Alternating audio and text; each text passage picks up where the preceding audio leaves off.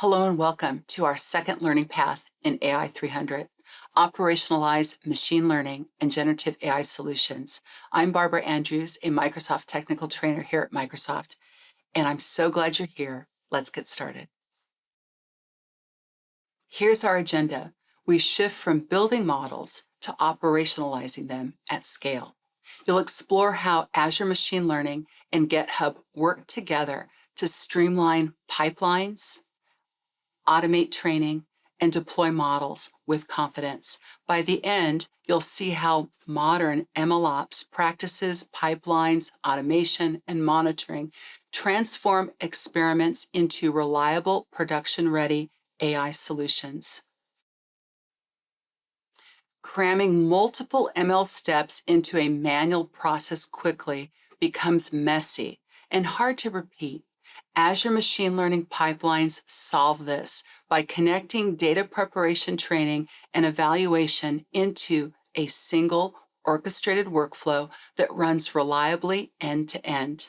Imagine retraining a customer churn model every week as new data arrives. Instead of manually executing notebooks and scripts, a pipeline automatically runs pre-processing, trains the model, evaluates performance, and prepares results for deployment.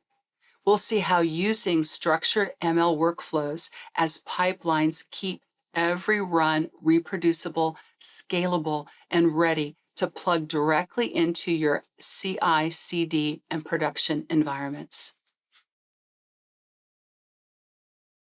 Meet our Azure Machine Learning components, which help you turn experimental code into reusable, production-ready building blocks. Create components when you're preparing your code for scale. Once experimentation is complete and you're ready to move your model to production, a component package code, often a Python script, that performs a single, well-defined step in a workflow, such as a data preprocessing model, training, evaluation, and stores it in the Azure Machine Learning workspace where it can be reused. Here we see the Azure Machine Learning Studio interface components list with examples like training classifiers or preparing data, highlighting how teams can organize and manage these reusable tasks. Imagine a team building a churn prediction solution. They might create separate components for data cleaning, model training, and performance evaluation, and then combine them into a pipeline for repeatable runs. Now let's see how to create an Azure Machine Learning component, which is a reusable pipeline-ready unit that packages one step of your workflow so you can run consistently at scale. A component has three core parts. Its metadata, which is the name, the version, and description, an interface, which has the inputs you expect, like dataset path or hyperparameters, and outputs you produce, like predictions, metrics, or artifacts, and the command code environment, the exact command to run, where the script lives with its dependencies that need to be installed. To build one, you typically need two files. You need a script that performs the work, and you need a YAML definition that declares the metadata interface and how to execute it. Once your notebook-style data prep is stable, you turn normalized data into a component, so every training pipeline uses the same pre-processing logic, reducing drift and simplifying reuse across teams. You can create the YAML file or use the command component function as a decorator to create the YAML file. Here, we'll focus on creating a YAML file to create a component. Best practice is to keep each component a single purpose, one clear action like pre-process, train, evaluate, version it intentionally, and define clean inputs and outputs so pipelines stay modular, testable, and easy to share. Registering a component makes your component discoverable and reusable across your Azure Machine Learning workspace. After creating the component script and YAML's definition, You register it so other users and pipelines can easily reference the same reusable logic. To use a component in a pipeline, you must provide both the script and its YAML definition. If you want others in the workspace to reuse the component, you can register it in the Azure Machine Learning workspace, making it available for shared development and pipelines. Registration is done. Notice the Python code example here that uploads or updates the component definition in the workspace. Consider a team that creates a data preparation component that cleans and normalizes incoming data sets. Once registered, every pipeline in the workspace can reuse that same step, ensuring consistent preprocessing across projects. Best practice is to register components when they are stable and production ready, and use clear names and versioning so teams can reliably reuse and upgrade components without breaking existing pipelines. Azure Machine Learning pipelines let you stitch reusable components into an end-to-end workflow running sequentially or in parallel, so you can orchestrate real ML operations rather than manual step-by-step execution. Components can be arranged sequentially or in parallel, enabling you to build sophisticated flow logic to orchestrate machine learning operations. Each component can be run on a specific compute target. That means you can pre-process data on one compute or Spark, train on a GPU, CPU elsewhere, and still deliver a single outcome. When you submit the pipeline, it runs as a pipeline job, and each component executes as a child job, giving you a clean lineage and isolated logs per step. Building the pipeline is simply wiring inputs and outputs together, either via a YAML definition or by using the @pipeline function to generate the YAML. In the example flow, the pipeline function receives one overall input, pipeline job input. It passes it into the prep data component as input data, and then feeds prep data.output data into train models as training data, producing train model output. The pipeline then exposes two outputs by returning variables, the transformed data and the trained model. Imagine automating a weekly churn workflow, prep the latest data, train the model, and output the refreshed model artifact all in one run. Now let's operationalize a pipeline in Azure Machine Learning by configuring, running, and scheduling it as a pipeline job. Once your pipeline is defined, the example with a YAML file or the @pipeline function, you can configure a pipeline job by setting or overriding parameters. Then submit it with code like the ML client jobs create or the update function. Azure Machine Learning runs the workflow as a pipeline job in the workspace, where each component runs as its own child job. The Studio interface automatically provides a visual graph of the pipeline, letting you inspect parameters, outputs, and logs. If a run fails, the pipeline log will show configuration issues, while the child job logs will pinpoint problems in a specific component. Pipelines also make automation simple. For example, a retail company might schedule a churn prediction pipeline to retrain every week as new customer data arrives. By adding a time-based schedule with a reoccurrence trigger, for example, frequency equals a week and interval equals 1, the pipeline runs automatically without manual intervention. It's a good practice to treat pipelines as repeatable production workflows, monitor logs and child jobs for troubleshooting, and use scheduled runs to automate model training so your models stay accurate as data evolves. In this demo, we're going to run a pipeline job in Azure Machine Learning, which is how you turn individual steps into a repeatable end-to-end workflow.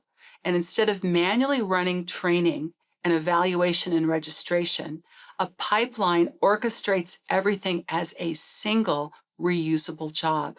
You'll see how pipelines improve consistency, enable automation, and lay the foundation for CI/CD in ML Ops. So in this demo, we're going to take two ordinary Python scripts, data prep and model training, and we're going to turn them into a repeatable, shareable, production-style workflow using Azure Machine Learning pipelines and components.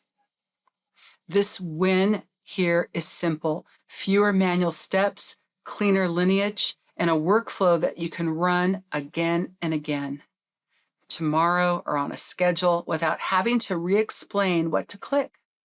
So here we have a notebook, and as you may know, most of our machine learning works really the same way. A notebook cell here and a script there. This is great for exploration, but it's very painful for scale. So the moment we want repeatability, team reuse, or automation, we really need a workflow, not a pile of steps. That's what pipelines give us: an orchestrated set of steps with explicit inputs and outputs, where each step is a component that can be versioned, reused, and debugged immediately. It gives us really a repeatable run, and this is very helpful as we're going to see in our script. So today's pipeline has two steps. So prepare the data and train the model. Preparing the data is where we're going to have it handle our missing values and normalize our features. We're going to also get it into training the model, and then we're going to have it run logistics, regression, and even work with our ML flow tracking. But where we're going to start is we're going to start by first creating the source folder. And as you can see right here, we're separating source code from the notebook. This is a subtle but very powerful move. Pipelines want scripts because scripts are portable and automation friendly. And you may also notice that I've run this already. So I went in and I clicked here and I ran it. And it does take a little bit to run. So I wanted to make sure we had some information to look at for this first run. But as we scroll down a little bit, you can see my prep data. This is the prep data area here, and there's a script for that. And as you can see, when we run this, it's going to do a number of things. And also, we're going to take a look at some of the options that it can give us. So the script is our first pipeline step, and it does important production-friendly things. It accepts the input and output via arguments, and you can see those here, the input and the output. And we'll also notice we can go a little further down. That is really how Azure ML passes data between steps, is the input data and the output data. It also will perform predictable transformations. As we scroll a little bit lower in this, you'll be able to see that. So notice we have functions that read data, it counts the rows, it prints the results. Notice also we have functions that help us here to remove missing values. It normalizes our data.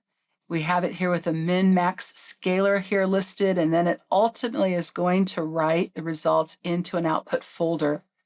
And when it does that, we'll be able to use that downstream for additional steps. Now we can see that it does a lot of cleaning of the data. It's also going to go through and drop any nulls that it might find. It's going to normalize the data, all very common steps that we'd want it to run through. And then it's going to save the information ultimately in the path that we've set for our diabetes.csv file. That's the file that we're working on here. It's a little bit higher up to show that. So we have that listed here. So data prep is where repeatability often breaks in pipelines. It can be a formal versionable step. So every training run uses the same prep logic unless you intentionally change it. So after we've prepped the data, what we want to do is train the model.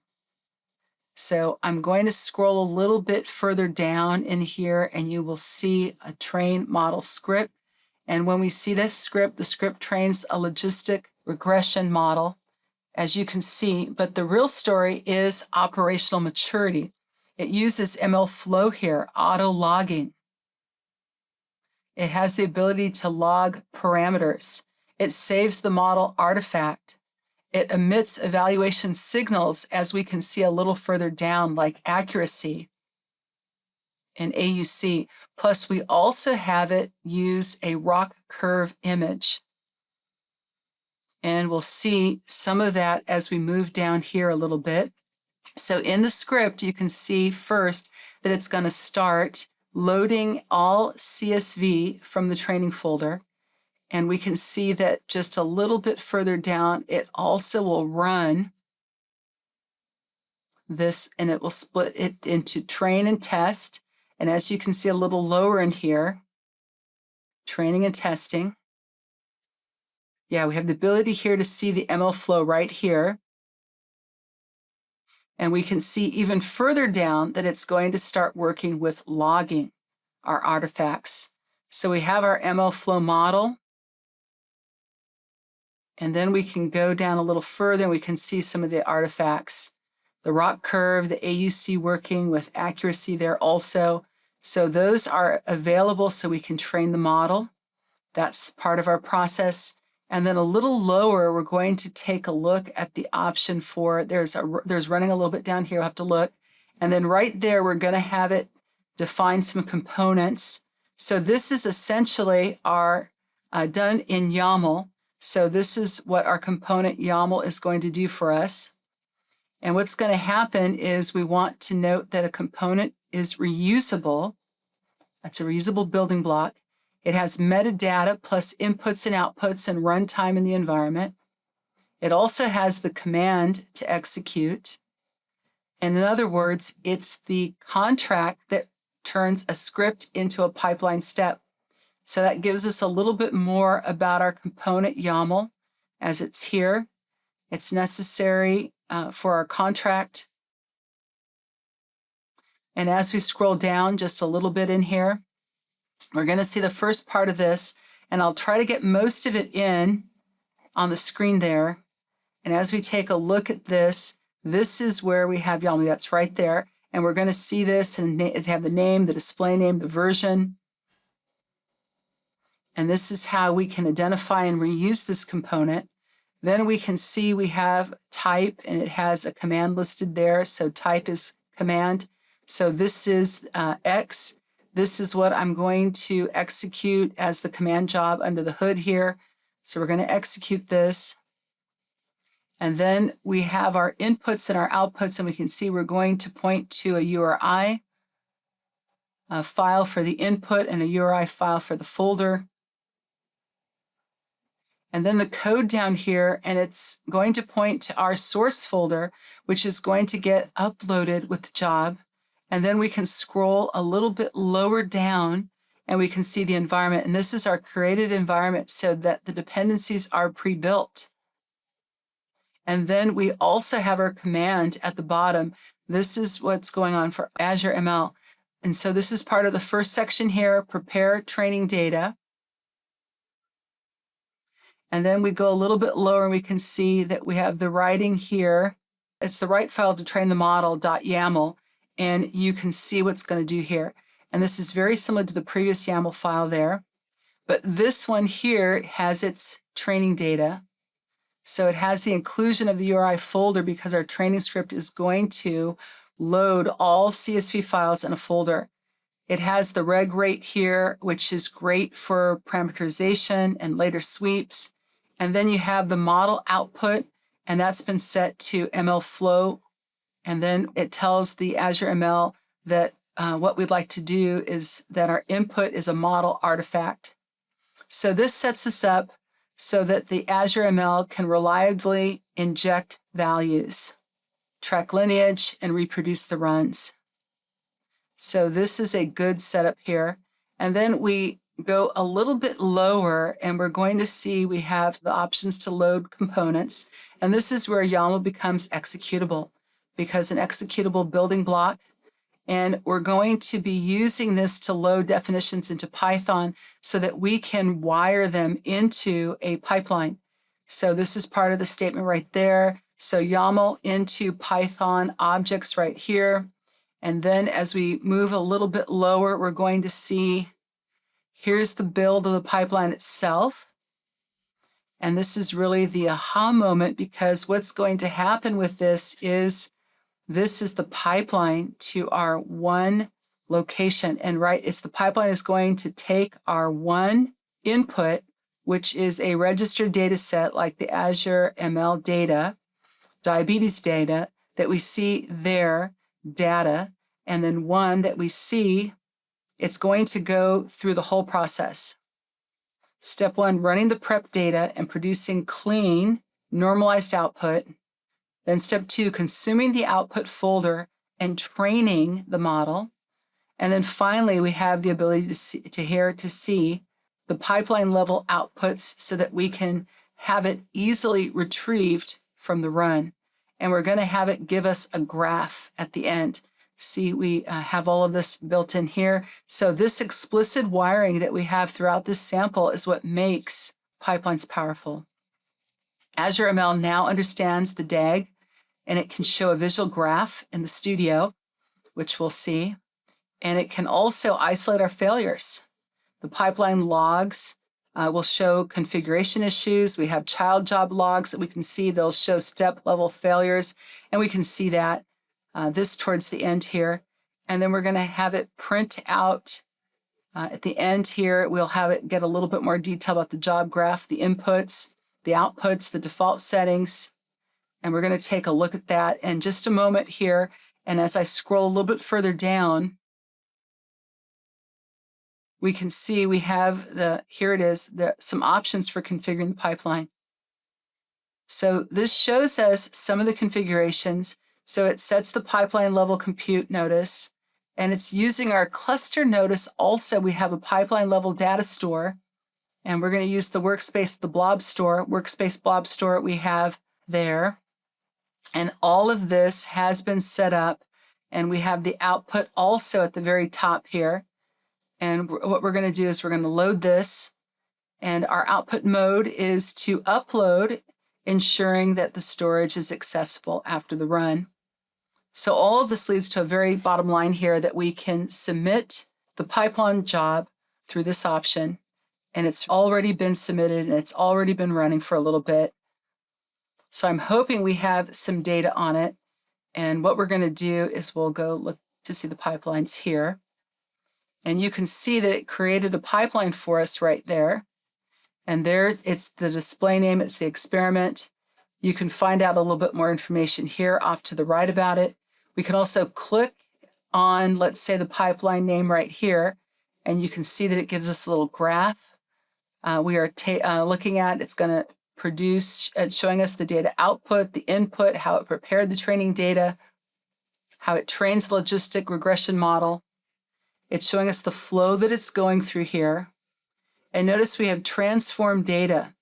We also have a pipeline job trained model that comes out of this, the model output. So it's a nice way to kind of give us exactly what we want, but it's showing us in a graphical way what the pipeline is going to do.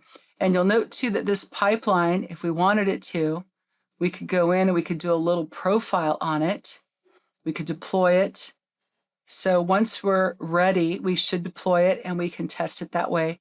And we could also come in here and schedule it when we want it to run. We have a couple of options there, and I'm going to click on Job Overview. And when I click on Job Overview, you'll get a little bit more information here. So you can see that it's set up. There's 2 steps. So remember, preparing the data and then training the model. And then there's the job name that we gave it, and we can see that it's under jobs here. And you know, ultimately, that it's kind of a little job here, this experiment name when it was created, and you can get some additional information about it there. You can see inputs with that, and there's our input that we set up. with the Azure ML diabetes data, and you can see the outputs and the two that it creates there, one for the train model, one for the transformation. And you can also see a little bit more here. Here are some settings. You could see with the asset name there, the outputs. You can also get paths to those. And there's a log there that you can take to look at for execution, any errors, the output log. We can also click on some of those and you see if we have any resources there to take a look at. And it may not be fully populated yet. And then we have metrics, and we may see some of the metrics in here. And you can see maybe a little bit through here, the metrics score. And so it gives us some information. And from there, you can see if there's any child jobs that have been created. And so there's a clean data here where you can have it transform, get help to get ready. There's a train model that you can go into, and there may be some images in there that we can see. And child jobs, take a closer look at the kind of information we can see from there, kind of hone in there. The environment, the cluster, it gives us a lot of detail on that. We could see metrics on this one here, and some of this may not have run just yet, but we have the ability to go in through jobs is one option. We could also go in, you can see the different parts. So the diabetes data, the clean data, the train model. It's showing all of the parts, and you can get into those areas from here, especially if it's a very large area. Here's the pipeline. So you can see the pipeline from here, and we kind of already got into that. You can also get in and see if it ran, and it gives us a lot of useful information, and then reuse it later. So today you watched a workflow graduate from scripts to an orchestrated pipeline. And the benefit isn't just automation, it's actually a trust-typed interface, reproducible runs, trackable outputs, and step-level ability to observe it.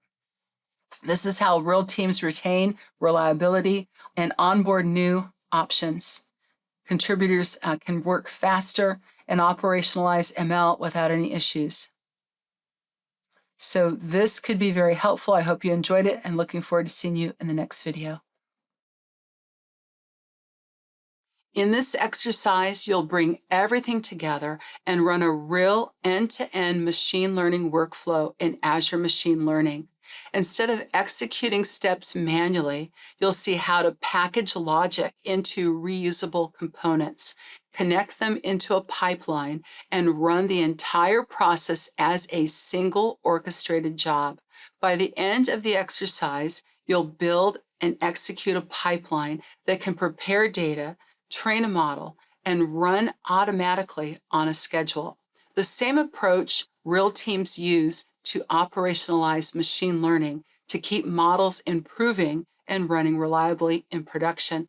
Please see the URL below for step-by-step instructions. Now it's time for our knowledge check. Question 1. You're creating a pipeline that includes 2 steps. Step 1 prepares some data, and step 2 uses that pre-processed data to train a model. What option should you use as input to the second step to train the model? Answer: prep data outputs output data. Question 2. You've built a pipeline that you want to run every week. You want to take a simple approach to creating a schedule. What class can you use to create the schedule that runs once per week? Answer: reoccurrence trigger. You've now seen how Azure Machine Learning pipelines turn scattered ML steps into a disciplined, production-ready workflow. By packaging logic into reusable components, wiring them together in pipelines, and running everything as a single orchestrated job, teams replace manual execution with consistency, traceability, and automation. This is a shift from running experiments to operating systems. Every step is reusable, every run is reproducible, and every outcome is able to be audited. With pipelines in place, machine learning becomes something you can schedule, monitor, and continuously improve, forming the backbone of CI/CD and real-world MLOps, where models stay reliable as data, code, and business needs evolve. Thank you for joining us in this session. To continue your learning, watch other videos in this course or explore more on Microsoft Learn at aka.ms/learn.